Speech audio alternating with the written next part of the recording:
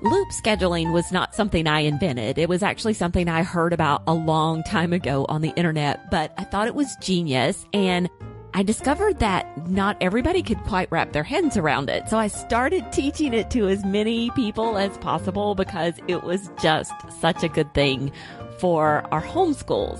But it wasn't until I met my guest today that I had actually ever thought about looping the children as a way to manage multiple kids. And so this one, guys, is genius.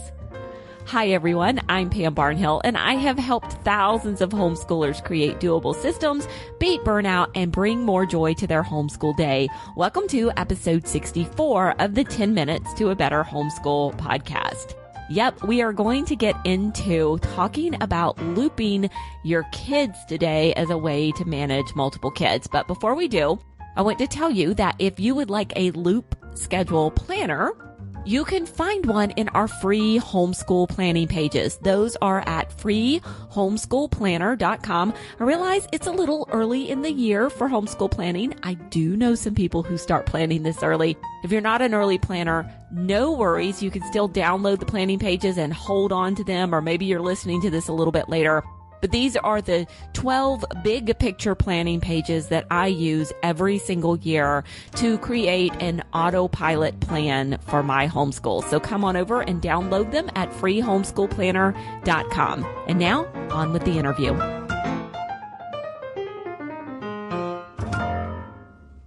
Heather Tully is a mom of 10, ranging in age from 22 all the way down to 5. She enjoys learning alongside her children in homeschooling, which includes a local Charlotte Mason community. As a documentary photographer, she seeks to capture the wonder in everyday life. She is the co-author of our book, Gather, Exploring the Wonder, Wisdom, and Worship of Learning at Home. And you can find her on her website at heathertullyphotography.com or on Instagram at Heather Tully Photography. Heather, welcome to the podcast. Thanks, Pam, for having me. Love having you on. And, this is part of our series of how do you homeschool and juggle multiple children in your homeschool. And when I started thinking about this topic, I thought, I know just the person to talk to. How long have you been juggling all these kids in your homeschool?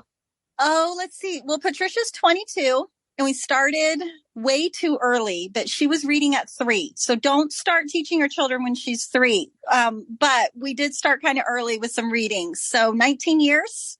Wow. 19 years. And you just kept adding and adding and adding. And then all of a sudden, so how many did you officially homeschool at one time? I know they all count because they're all in the house, but how many were you juggling academically at one time? So this year I have 6 students plus the toddler. And that's been my biggest amount of official students at a time. There's been years we've had more toddlers, but 6 students and 1 toddler this year. Okay. And so 5, you're still considering him the toddler, right? No, 6 plus the toddler. So 6 academic students and the little toddler this year. Right. But he's 5 years old and you're still calling him the toddler. You're right, Pam. He feels like a toddler. Next year, he'll be a student, and then I'll stop calling him a toddler. Okay, well, this is a good thing to know. So he doesn't officially become a student in your homeschool until he's 6 years old. That's right. He does our morning gather with us. He's along for the ride. He does nature study, but nothing is official until you're 6 in our home.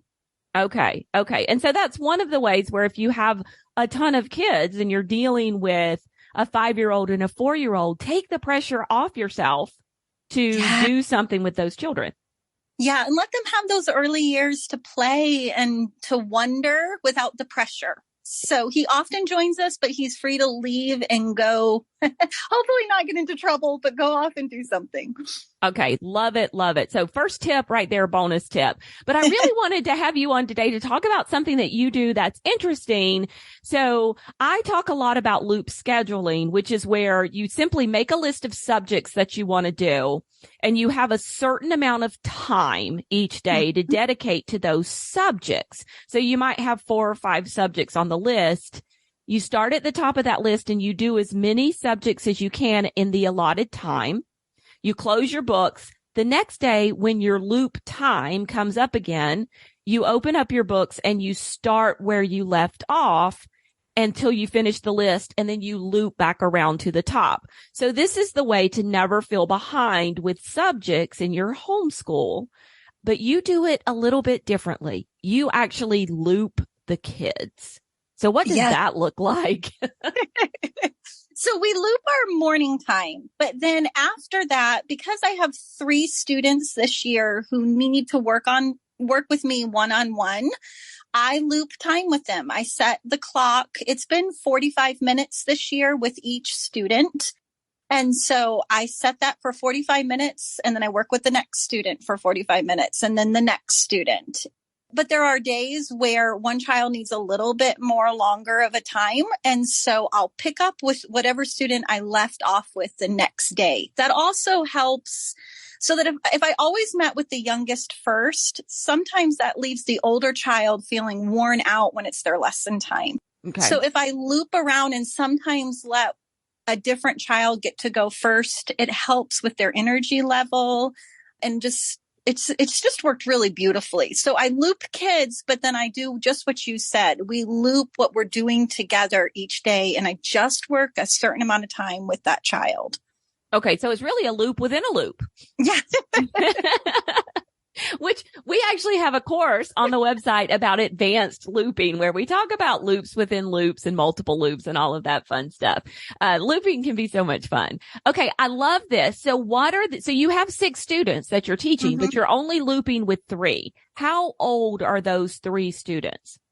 So this year, I have an 11, 9, and a 7-year-old that I'm looping in the morning before lunch. And then we also do a loop in the afternoon after lunch when I'm reading aloud science or history. And again, that's going to depend on which child that day. I just go through the list of the loop. So I'm not meeting with every child in the afternoon. And that will be children aged 12 to 7 in the afternoon, aloud a book together and then narrating it. Okay, so these are your children who are at elbow with you. These are the children who need mom to be there helping them with phonics or for you guys, written narrations or math or something of that nature. Lots of copy work, even sitting down and like doing a timeline together. They need help knowing how to do that process. So yeah, these are my children who still need some instruction one-on-one or at least oversight. And then my big kids during that time are off working independently. Okay. And so next year, when you pull in the brand newly minted 6-year-old, he will join in this loop time as well, correct? Right. He'll join into that morning loop of individual lessons. And then after lunch, that read aloud loop. Which book can I not put on audiobook? Because sometimes they go off and do an audiobook, but sometimes they need me to read it in smaller chunks. So yeah, he'll join that rotation.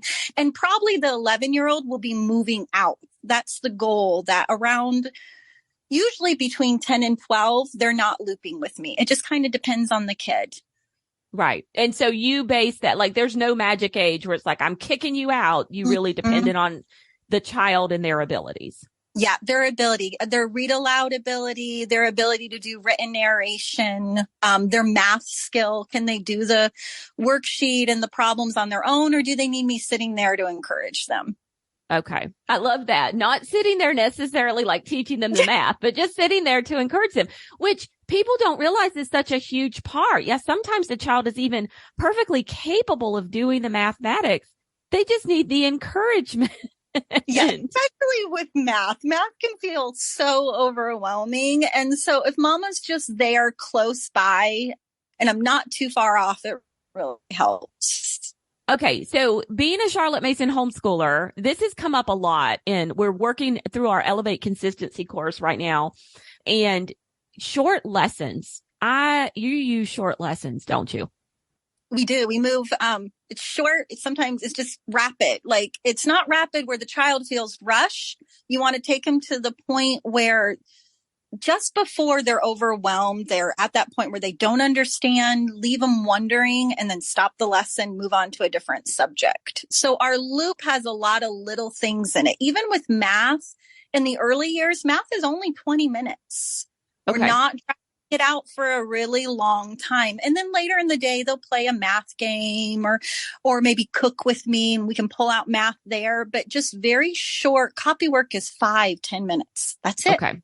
Okay. So we're moving along fairly quickly for these. And by doing that, so I know moms are asking, and we're going to be like bound by our short time limit here. What do you do if you get to the end of that time and they're not done with the math sheet? Just stop and pick up there tomorrow. That's the beauty of the. Yeah. That's so freeing. Mamas hear that. And no, if you're sitting there an hour and a half later trying to finish that math sheet, nobody's learning math. So just stop it. Yeah. Okay.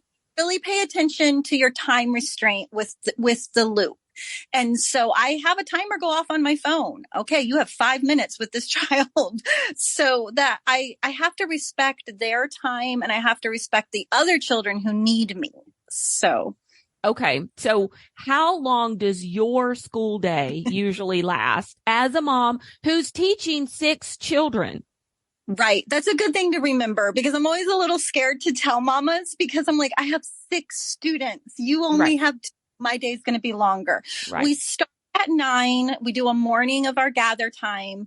And then I work through the younger children, those 3 children that I'm looping. And that takes us up to 1 o'clock when we have lunch. We have a break for an hour. And then I have our read aloud loop for either a half hour to an hour longer after lunch. It just depends on the day. Sometimes we do a full hour and we do several read alouds. Sometimes we just do a half hour and we do 1 read aloud. Okay. But that's still 5 hours, Heather. Yeah. That's not too bad. That's not too bad considering the sheer number of children you're teaching. And I've had moms who are teaching 2 children who tell me, well, our school days are 5 hours long. And so, yeah, I think those short lessons are the key. Any tips for moms who are juggling multiple kids before we finish up? Yeah. Have activities for your littles. So my little children have different boxes they pull down and they do a table time with me at the table while I'm teaching another child. And then a big sibling will take them outside. You got to keep those littles busy, not with schoolwork because they don't need their day to go 5 hours, but they need something to do. They go outside and play a lot. And then my other tip is with a loop, add in things that you want to do more often. So for my youngest who's 7, we have poetry on the loop 2 times because I want to hit poetry, reading it to him more than once. And then it's several days before we come back to it. So you can add things into your loop multiple times. Latin for my 11-year-old is on the loop 3 times so that we're hitting Latin more regularly. Yeah. The more often you want to do a subject, the more often you want to get to it, the more frequently it needs to appear on your loop. Right. Yeah. So exactly. Very much so. And then gather. Bring everybody together because that is the most efficient way to teach everybody at once. It is. Gather's my favorite time. And we loop our gather things so that we can cover multiple subjects at one time all together. I love it. I love it. All right. Well, you can find Heather and my book, our book, Gather, at the website, pambarnhill.com/gather. So do come and check that out so you can see what it looks like to teach multiple kids all at once in your homeschool. Heather, thank you so much for coming today. You're welcome. Have a good day.